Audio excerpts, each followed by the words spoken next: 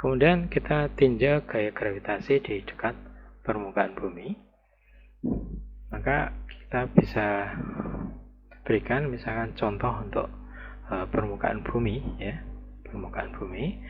Maka gaya gravitasi di permukaan bumi besarnya adalah G M kecil, yaitu massa benda kali massa bumi dibagi dengan jarak benda ke permukaan bumi, jarak benda ke pusat bumi, yaitu R ekuadrat atau jari-jari bumi dikuadratkan. Nah, sehingga M ini bisa dikeluarkan, ya, dan sisanya adalah percepatan gravitasi bumi. Dengan demikian, gaya gravitasi yang dirasakan oleh benda di permukaan bumi adalah massa benda dikalikan percepatan gravitasi di permukaan bumi. Hanya saja kemudian kita mengetahui bahwa percepatan gravitasi di permukaan bumi ini ternyata tidak konstan. Jadi di AG di sini tidak tepat sama di setiap titik karena beberapa faktor. Yaitu yang pertama adalah bentuk bumi tidak bulat sempurna. Radius ekuatornya lebih besar dari radius kutub. Jadi di bagian ekuator lebih panjang dari bagian kutub, sehingga percepatan gravitasi buminya akan lebih kecil, ya, di bagian ekuator karena jari-jarinya lebih besar. Kemudian yang kedua, massa bumi tidak terdistribusi merata. Misalkan di permukaan bumi kita dapatkan wilayah yang berisi air laut, dan kemudian di bagian yang lain ada terdapat pegunungan. Air laut mempunyai densitas massa yang lebih kecil dibandingkan dengan pegunungan, sedemikian rupa sehingga dapat kita lihat di permukaan ternyata distribusinya massa permukaan bumi ternyata tidak sama. Begitu juga distribusi massa di ke arah vertikal, ini ternyata bervariasi. Nanti kita tunjukkan bagaimana variasinya. Kemudian yang ketiga adalah bumi berotasi dengan sumbu putar melewati kutub. Faktor pertama yaitu distribusi massa bumi ke arah vertikal. Kita lihat bahwa permukaan bumi ternyata tersusun atas struktur seperti gambar di samping ini. Jadi di bagian dalam ini terdapat inner core, ya, punya kedalaman 5.100 km hingga 6.318 km. Kemudian di bagian lebih luar ini ada outer core, yang inti luar, mantle dan seterusnya. Dan kemudian ditunjukkan bahwa pada bagian inner core ini punya densitas massa sekitar 13 kali 10⁻³ kg per meter /3. Kemudian bagian outer core ini lebih kecil lagi, ya, sekitar 12 sampai 10 kali 10⁻³ kg per meter /3, dan seterusnya ke permukaan makin lama densitasnya berkurang. Sehingga pada bagian vertikal, yang ke arah vertikal dari dihitung relatif terhadap pusat bumi, itu kita punya densitas di permukaan bumi lebih kecil dibandingkan bagian yang makin lama makin ke dalam. Kemudian pengaruh gaya gravitasi di permukaan bumi adalah efek rotasi bumi terhadap percepatan gravitasi. Jadi untuk ilustrasi kita punya bahwa ketika bumi berputar terhadap sumbu yang melewati kedua kutub, ya, maka kemudian orang di permukaan bumi itu akan mengalami gaya sentripetal, ya, sentripetal. Sehingga kemudian total percepatan gravitasi yang dirasakan orang tersebut itu sama dengan gaya percepatan gravitasi idealnya, ya, dikurangi efek rotasi tersebut, yaitu minus omega kuadrat R. Jadi percepatan gravitasi yang dirasakan oleh orang sama dengan percepatan gravitasi di permukaan di tempat tersebut dikurangi efek rotasi omega kuadrat R. Sehingga dengan demikian makin jauh dari sumbu rotasi, makin jauh R, ya, makin jauh dari sumbu rotasi, maka percepatan gravitasi yang dirasakan orang makin kecil. Tapi makin kecil R di sini, ya, makin kecil R di sini, maka percepatan gravitasinya akan sama dengan percepatan gravitasi yang sesungguhnya. Sehingga orang yang berada di kutub itu akan merasakan percepatan gravitasi yang sama, ya, yang sama dengan percepatan gravitasi yang ideal. Lalu kemudian ketika bergeser ke arah ekuator, maka percepatan gravitasinya makin berkurang. Ini bisa dilihat di bagian sini. Jadi makin besar, makin ke kutub, makin besar percepatan gravitasi yang dirasakan. Kemudian gaya gravitasi di dalam bumi. Bayangkan jika kemudian bumi itu dibor, ya, dari kutub ke kutub, dibuatkan lubang yang lurus melewati pusat bumi, maka kita menarik suatu kaidah bahwa ketika benda berada di suatu titik yang jauhnya adalah R dari pusat bumi, maka yang dirasakan oleh massa ini adalah gaya gravitasi oleh bagian bumi yang bagian di bawahnya. Bagian di atasnya tidak memberikan kontribusi terhadap gaya gravitasi. Sehingga kemudian gaya gravitasi yang dirasakan oleh M kecil sama dengan Gm kecil, yaitu massa benda tersebut, dikalikan massa bagian bumi yang di bagian dalam hal ini adalah bagian yang dibatasi oleh garis-garis putus-putus ini, dibagi dengan R kuadrat, yaitu jarak benda terhadap pusat bumi. Hal ini dapat mudah dibuktikan melalui perhitungan seperti pada kasus benda di luar permukaan bumi. Hanya saja kemudian kita meletakkan titiknya berada di dalam benda pejal, ya, kulit bola yang pejal tadi, kulit bola. Sehingga kemudian yang berubah adalah batas-batas integrasinya. Dalam hal ini, batas-batas integrasinya ketika dihitung dari sini adalah R minus R besar minus R kecil, ya, hingga kemudian R besar tambah R. Jadi di titik sini itu punya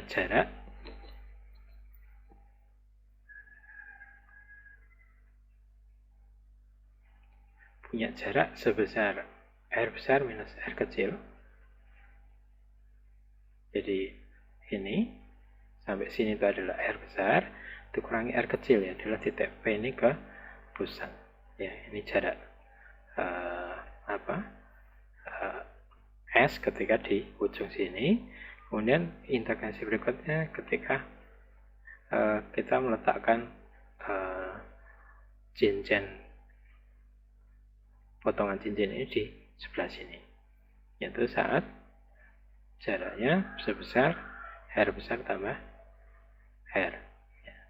Jadi R besar ditambah R untuk menunjukkan jarak P terhadap potongan cincin. Dan hasil integrasi menunjukkan bahwa gaya gravitasi yang dirasakan oleh benda berada di dalam kulit bola itu adalah sama dengan 0. Sehingga kemudian bisa kita tarik kesimpulan bahwa ketika kita tinjau gaya gravitasi oleh kulit bola, ya, dan kulit bolanya dan titiknya berada di dalam kulit bola, maka kulit bola tersebut tidak memberikan kontribusi gaya gravitasi. Sehingga kemudian kalau ada massa yang lebih dalam di bagian dalamnya, maka gaya gravitasi yang dirasakan adalah berasal dari segmen massa yang di bagian dalam.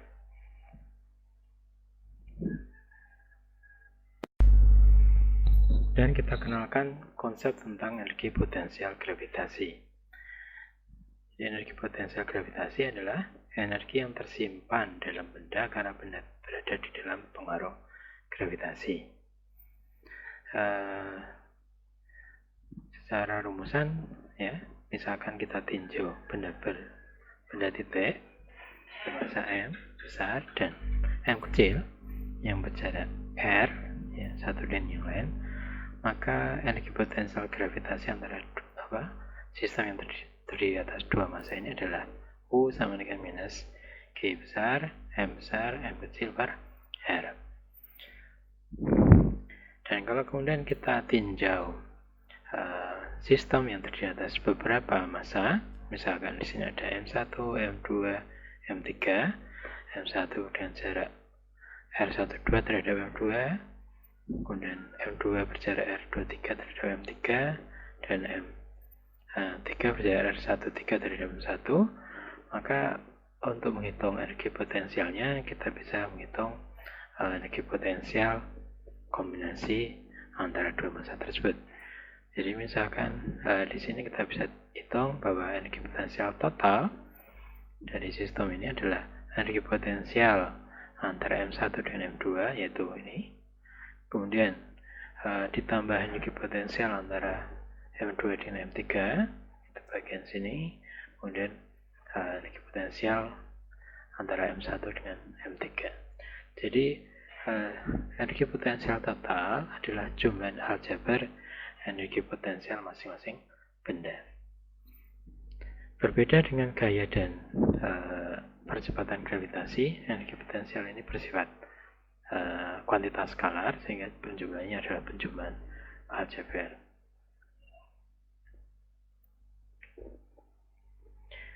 Nah, meskipun kuantitasnya berbeda, ternyata energi potensial ini terkait satu-satu dengan gaya gravitasi. Jadi ketika kita memiliki gaya gravitasi, kita bisa menghitung energi potensial, dan sebaliknya dari energi potensial kita bisa menghitung gaya gravitasinya. Dan keuntungan ketika kita membahas mengetahui energi potensial gravitasi adalah bahwa seperti tadi dijelaskan, energi potensial bersifat skalar, sedangkan percepatan gravitasi dan gaya gravitasi adalah vektor. Sehingga perhitungan yang melibatkan energi potensial itu hanya terkait besarnya saja, tetapi perhitungan terkait gaya gravitasi dan percepatan gravitasi itu kita harus melibatkan perhitungan terhadap besar dan arah. Nah, untuk menghitung gaya gravitasi, ya, jika kita bisa menggunakan kaidah ini, ya, jika hanya bergantung pada arah radial, baik gaya maupun potensialnya, maka gaya gravitasi bisa dihitung dari potensial gravitasi melalui negatif turunan dari potensial gravitasi terhadap arah radial, kemudian dikalikan vektor ke arah radial. Dan kalau kemudian dinyatakan dalam koordinat Cartesian, maka gaya gravitasi yang ke arah X itu adalah negatif turunan dari potensial terhadap X, dan yang ke arah Y itu adalah turunan potensial gravitasi ke arah Y, dan untuk ke arah K itu komponennya sebesar turunan potensial gravitasi ke arah Z. Nah, kuantitas seperti ini biasa disebut sebagai turunan parsial. Jadi turunan ke arah satu bagian dengan sembilan rupa sehingga bagian yang lain, variabel yang lain kita anggap konstan. Jadi bagian sini parsial U per parsial X maksudnya adalah U diturunkan hanya terhadap X dengan catatan bahwa Y dan Z-nya dianggap konstan. Itu juga untuk bagian yang lain. Energi potensial gravitasi ini bisa dikaitkan dengan usaha yang dilakukan oleh benda ketika melawan gaya gravitasi. Jadi misalkan kita tinjau, di sini ada bumi, kemudian ada benda yang digerakkan ke arah radial dari titik A ke arah titik G melalui lintasan A, B, C, D, E, F, G.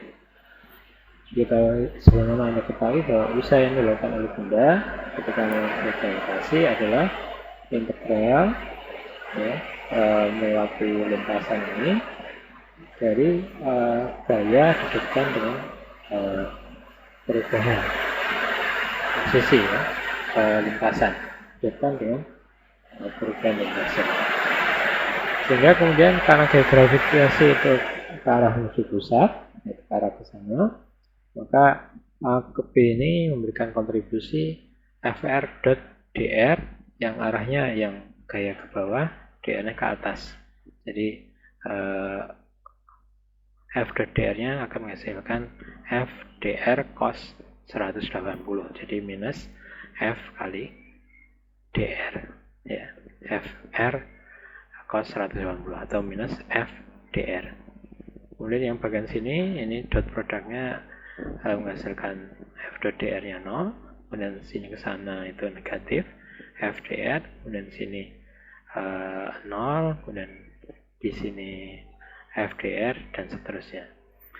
Sehingga kemudian lintasan yang memiliki arah memiliki arah tegak lurus terhadap gaya gravitasi itu tidak menyumbangkan usaha, dan kemudian perhitungan terhadap usaha menjadi sederhana karena kemudian hanya bergantung dari titik awal dan titik akhirnya, jarak titik awal terhadap bumi dan jarak titik akhir terhadap bumi. Jadi usaha nanti sama dengan G M kecil, yang kecil adalah massa yang digerakkan, yang besar adalah massa bumi per R. R itu adalah posisi titik A atau titik B atau titik G. Jika G itu menuju tak berhingga, maka R ini adalah R dari titik A. Nah, maka kemudian kita bisa memberikan tafsiran secara fisis bahwa usaha yang dilakukan ketika membawa benda dari titik yang sejauh R ke titik yang tak berhingga itu sama dengan G M kecil M besar per R besar, atau kita definisikan sebagai atau kita samakan dengan potensial gravitasi di titik R besar ya. Jadi ini Gm kecil M besar per R besar itu tak lain adalah negatif dari potensial gravitasi pada jarak R besar. Nah, sehingga kemudian ketika lintasannya adalah dari titik A ke titik G, maka di titik A itu usahanya terkait dengan potensial gravitasi di titik A, dan titik G terkait dengan potensial gravitasi di titik G. Jadi usaha yang dilakukan untuk membawa benda dari A ke G itu akan sama dengan negatif potensial gravitasi di G kurang negatif potensial gravitasi di A. Nah, kalau kemudian kita kaitkan dengan usaha sebagai perubahan kinetik, maka kemudian kita mendapatkan bahwa jumlahan dari energi kinetik di titik G ditambah dengan potensial gravitasi di titik G itu akan sama dengan potensial gravitasi di titik A ditambah dengan energi kinetik di titik A. Ini yang kita sebut sebagai energi mekanik. Sehingga energi mekanik pada sistem gravitasional itu sifatnya konstan. Energi mekanik dalam gravitasional itu bersifat konstan.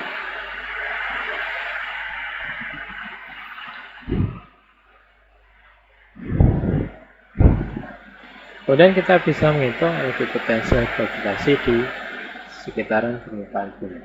Nah, misalkan kita tinjau permukaan bumi yang radiusnya R, kemudian ada massa yang di sekitar permukaan bumi yang ketinggiannya terhadap permukaan bumi adalah jadi posisi M kecil ini terhadap permukaan bumi adalah H ya. Sehingga kemudian dari pusat jarak M ini terhadap pusat bumi adalah H ditambah R besar. Nah, potensial gravitasi di di ketinggian H ini adalah negatif G M besar L C. M besar adalah massa bumi per R besar tambah H. Nah, kalau kita ekspansikan, ya, karena H ini kecil, relatif kecil, maka yang dominan adalah R besar, dikeluarkan di sini. Pada suku sisanya ini adalah 1/1 tambah H per R besar. Ini bisa diaproksimasi, didekati dengan deret. Ini kasih besar negatif G besar, R besar, R kecil per R besar, 1 minus H per R. Bagian sini kalian adalah energi potensial di permukaan bumi. Itu jarak R dari pusat, R besar dari pusat bumi. Sehingga kemudian kita bisa menghitung bahwa beda potensial dari posisi R tambah H dengan potensial di permukaan bumi adalah selisih dari, yaitu G M besar R kuadrat M H. Dan kalau kita lihat Gm besar R kuadrat ini kalian adalah percepatan gravitasi bumi. Sehingga kemudian beda potensial pada titik setinggi H dari permukaan bumi adalah massa dari benda tersebut kali percepatan di permukaan bumi dikalikan ketinggian dari benda. Nah, dengan menggunakan prinsip kekekalan energi mekanik yang sudah diformulasikan di bagian sini, maka kita bisa menghitung keadaan yang diperlukan benda untuk terlepas dari gravitasi dari permukaan bumi. Jadi misalkan kita tinjau suatu benda bermassa M yang bergerak dengan kecepatan v, maka untuk bisa lepas dari kungkungan gaya gravitasi bumi itu misalkan punya radius R besar, ya. Untuk bisa lepas dari permukaan bumi, maka kita mengasumsikan lepasnya adalah ketika kita tinjau titik berikutnya, titik yang dituju adalah titik tak beringga, dan di titik tak beringga tersebut energi kinetiknya 0, ya, kita anggap dia tidak kembali lagi. Maka kemudian ketika kita tinjau dua titik, ya, di permukaan bumi dengan kecepatan benda adalah V0 dan potensial gravitasinya berada di R sama dengan R besar atau di permukaan bumi, itu nanti akan sama dengan energi kinetik di tak beringga adalah 0 ditambah energi potensial di tak beringga, yaitu R sama dengan tak beringga, maka di sini juga sama dengan 0. Ya, sehingga dari sini kita dapatkan bahwa kecepatan minimal yang dibutuhkan supaya dapat lepas dan tidak kembali lagi ke permukaan bumi adalah sebesar akar 2G M besar massa bumi bagi R besar radius permukaan bumi. Ini kita sebut sebagai escape velocity, escape speed, kecepatan lepas dari gaya gravitasi permukaan bumi. Meskipun ini adalah kasus di permukaan bumi, ini bisa diperluas ke sembarang planet yang lain, ya, atau tata surya dan lain sebagainya. Jadi misalkan kita tinjau untuk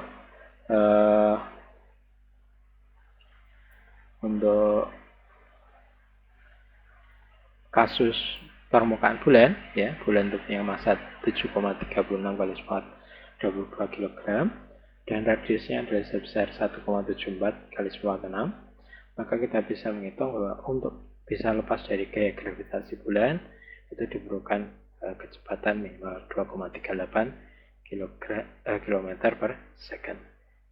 Atau ketika kita tinjau untuk kasus permukaan matahari yang punya massa 1,99 kali 10 kg dan radiusnya adalah 6,96 kali 10 maka kita dapatkan bahwa kecepatan lepasnya adalah sekitar 618 km per second.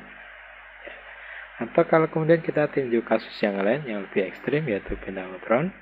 Bintang neutron adalah bintang yang punya massa yang ya serupa dengan massa matahari tapi radiusnya jauh lebih kecil.